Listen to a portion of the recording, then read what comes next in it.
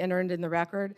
I just want to say that I believe he entered a letter by 200 and something former employees. Well, I believe the spokesperson for that letter was also the spokesperson for Jack Smith. Adam Schiff comes in swinging with a stack of accusations, big claims, dramatic tone, but watch closely. Because Pam Bondi doesn't play along. She shuts it down, refuses to take the bait, and you can literally feel the frustration building. General Bondi, at your confirmation hearing in January, made a clear commitment you would not politicize your position. We are here today at your first oversight hearing 9 months into your tenure, at a time when hundreds of career prosecutors have quit because they were required to take unethical actions at odds with that promise, or feared that they would have to take such actions if they remained on the job. When over 1,000 former federal prosecutors have sounded the alarm about the unprecedented degree to which the powers of DOJ are being abused to go after the president's enemies. I approach this hearing with a heavy heart. As a former federal prosecutor myself, I served in a department that, whether it was under a Democratic or Republican president, would never use the office to go after the president's enemies or to hide the corruption of his friends. But today, the Justice Department has been used to cover up the possible corruption of the mayor of New York or of a high-level administration official taking $50,000 reportedly in cash in a bag, or a child sex predator who befriended the president and some of his cabinet members. And instead of preventing partisan weaponization, your department has engaged in a brazenly political prosecution at the president's explicit direction. The department has become President Trump's personal sword and shield to go after his ever-growing list of political enemies and to protect himself, his allies, and associates. My questions therefore focus on these two themes: hiding the corrupt acts of his friends and prioritizing the political prosecution of his enemies. So let me start with the shocking allegations of bribery and pay to play. 2 weeks ago, 4 major media outlets reported that Tom Homan, the president's top deportation official working in the White House, took $50,000 in cash in a bag from undercover FBI agents in September 2024, just over a year ago. According to these reports, Homan indicated he would facilitate securing contracts in exchange for money once he was in office in a future Trump administration. Reportedly, this exchange was caught on tape. Rather than pursue this investigation without fear or favor, the department and the FBI under your leadership or that of your predecessor before you confirmed quietly shut it down. Once news broke, your deputy and FBI director issued a joint public statement confirming that the Trump administration closed the investigation. White House Press Secretary Caroline Leavitt denied Homan took the $50,000, telling a reporter, quote, "Mr. Homan never took the $50,000 that you're referring to, so you should get your facts straight." So today I hope you can help us get our facts straight. Was that true, what the White House press secretary said when she denied Homan took the money? Did he take the money? Senator Schiff, as I stated earlier, I was not in office. I was not confirmed when that was handled. So does that Deputy Attorney General Blanche and Director Patel said that there was no evidence that Tom Homan committed a crime. Yet now you're putting his picture up to slander him. No, I'm putting his picture up showing an interview he gave with, I think, Fox, in which he was asked explicitly about these allegations that he took a $50,000 bribe, and he refused to answer. He said he didn't answer the question whether he took the money, so I'm asking you the question. Did he take the money? Senator Schiff, I answered that question multiple times. And frankly, you know... Well, I don't think, with respect, I don't think you did. But in case I just didn't hear you, what is the answer? Did he take the money? Senator Schiff, that happened prior to my confirmation as Attorney General. Do you know, I said that. Do you know, sitting here, whether All he took the money? I know is that Deputy Attorney General Todd Blanche and FBI Director Patel said there was no case. And Caroline Leavitt is one of the most trustworthy human beings I know. So And, was she? Senator Schiff, if you right? worked for me, you would have been fired because you were censured by Congress for lying with your we egregious... You can stipulate to all your personal attacks on the Democratic members of the committee. Personal attacks? You've been attacking my FBI director. You've been attacking my office. You've been attacking... What we're interested in... borders are. What we're interested in is the answer to these oversight questions. You want your you were asked by my colleague. You were asked by my colleague attacking good people. Regular order, Madam Chair, so I can ask a question. You were asked by my colleague from Vermont whether you will support providing a video or audio tape, if it exists, of Mr. Holman taking $50,000 in bribe money from the FBI. Will you support a request by this committee to provide that tape or tapes to the committee? Yes or no? Senator Schiff, you can talk to Director Patel about that. Well, I'm talking to you about it. You're the Attorney General. This will be your decision. Will you support? You don't have to tell me what is my decision and what is not my decision. I said you can talk to Director Patel. You don't have to try to. You think you've got a gotcha with Tom Homan, our borders are, excuse me, who's been out there fighting for our country since Donald Trump took office. I'm trying to ask a question. Regular order, please. And you don't have to defer to the FBI director to pass the buck. So I'm asking you, will you support a request so that the committee, or indeed I believe the American people, should be able to see that video or audio tape? Will you support that request? Will you apologize to Donald Trump for trying to impeach him? I guess the answer is you won't support that request. After you now know that Joe Biden tried to cover up Hunter Biden's involvement with Ukraine. Let me do this, because I think it's valuable that the American people get a sense of what you've refused to answer today. So these are just some of the questions you refused to answer, or have answered with personal attacks on members of this committee. You were asked whether you consulted with career ethics lawyers, as you promised you would do during your nomination hearing, when you approved the president receiving a $400 million gift from the Qataris. You refused to answer that question. You were asked who or what role you may have played, or who played the role in asking that Trump's name be flagged in any of the Epstein documents gathered by the FBI. You refused to answer that question. You were asked whether Holman kept the $50,000 bribe money. You refused to answer that question. You were asked whether Holman paid taxes on the $50,000 bribe money. You refused to answer that question. You were asked, did career prosecutors find insufficient evidence to charge James Comey? You refused to answer that question.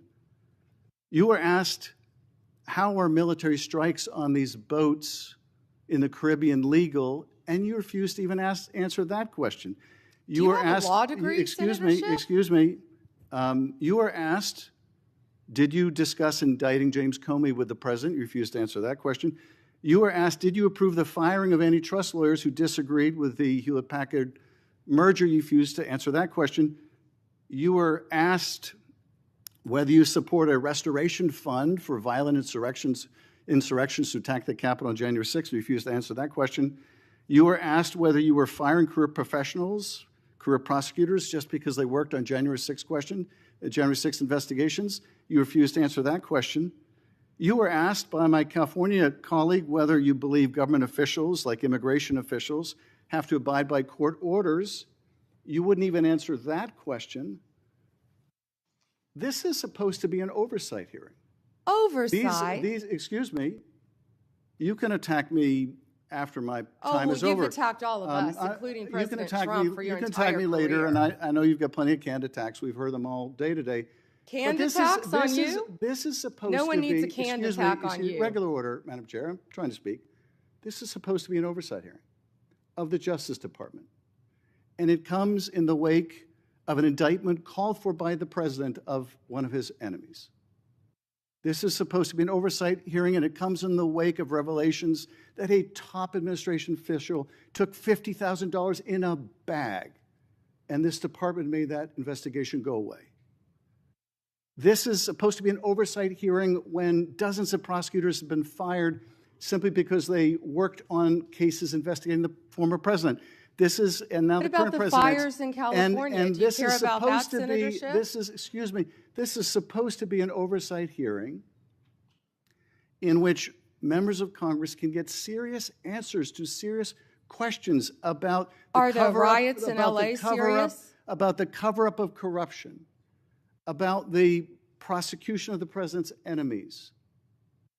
And I think you owe the president an apology when will it be your entire career, that frankly. the members of this committee on a bipartisan basis demand answers to those questions and refuse to accept Clearly you're a personal, failed lawyer refuse because to you don't accept, understand when excuse someone me, can and cannot refuse answer to a accept question. personal slander as an answer to those questions. Personal slander. With Will that, you Madam apologize Chair, to Donald I yield Trump back. for slandering him? Personal slander.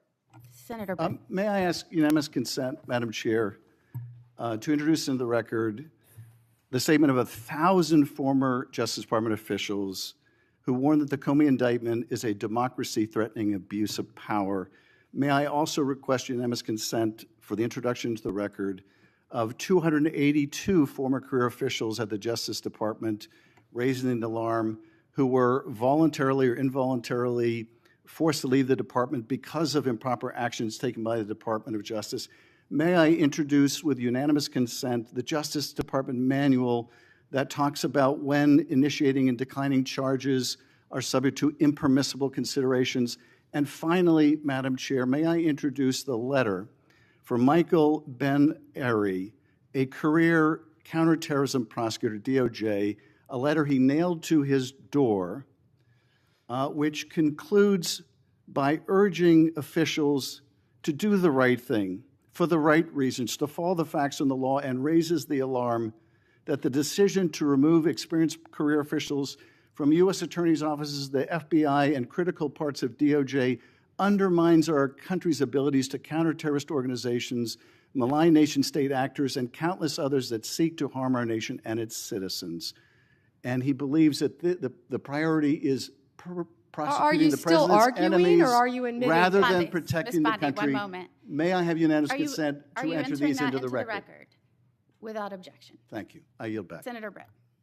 Senator Moody, may I clarify one thing he entered in the record? I just want to say that I believe he entered a letter by 200 and something former employees. Well, I believe the spokesperson for that letter was also the spokesperson for Jack Smith. Senator Britt. What you just watched wasn't some noble fact-finding mission. It was a textbook example of how Washington turns oversight into spectacle. Adam Schiff came into that hearing with a narrative already written. You could hear it in the opening, sweeping claims, emotional framing, and a long list of accusations stacked one after another. The goal wasn't really to get answers, it was to build a storyline in real time. And here's the key thing: when you already assume guilt, every non-answer becomes proof. But look at how Pam Bondi handled it. She didn't take the bait. She didn't speculate on events that happened before her confirmation, and that's actually a critical point that gets ignored in moments like this. Because what Schiff kept demanding over and over was for Bondi to definitively answer questions about an investigation she wasn't even in charge of at the time. That's not oversight, that's a setup. Think about the structure of Schiff's questioning. It wasn't, "What do you know?" It was, "Confirm my allegation." And when she refused to validate it, he pivoted into something else, suggesting a cover-up, implying corruption, and then listing a barrage of unrelated accusations to create the impression of chaos and wrongdoing.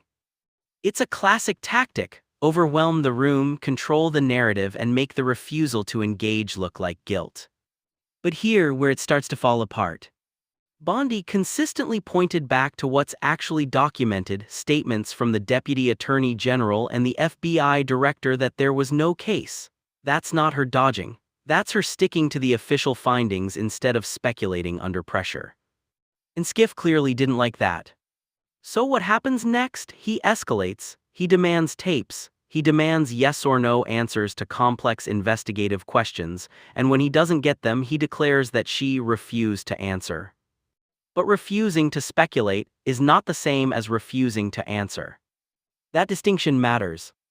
There's also something else going on here that's easy to miss if you're just watching the surface-level clash. Schiff repeatedly frames the Justice Department as being weaponized, while at the same time trying to push the Attorney General into making politically useful statements in the middle of a hearing. That contradiction is hard to ignore. If you're genuinely concerned about politicization, the last thing you should want is an attorney general making off-the-cuff declarations about ongoing or past investigations just to satisfy a political line of questioning. That's exactly how institutions lose credibility. And then there's the moment where Bondi flips it, bringing up issues Schiff clearly didn't want to engage with. Suddenly, the tone shifts. The control of the narrative starts slipping, and you can feel the tension rise as Schiff tries to regain footing by listing more Hindi, he ainus Hindi, he da ainus Hindi, he ha ainus Hindi, he pa ainus ations, more documents, more claims. But listing allegations isn't the same as proving them. By the end, what you're left with is not clarity, but contrast. On one side, you have a senator making broad, sweeping claims, demanding confirmation of a very specific narrative. On the other, you have an attorney general refusing to go beyond what's officially established, even under pressure. And whether you agree with her or not, that restraint is exactly what critics usually say they want from the Justice Department. So the real question is this: was this hearing about uncovering facts or reinforcing a political storyline? Because if you strip away the interruptions, the talking points, and the theatrics, that's what it comes down to. Now I want to hear from you. Who do you think came off more credible here? Drop your take below, hit like if you want more breakdowns like this, and don't forget to subscribe so you don't miss the next one.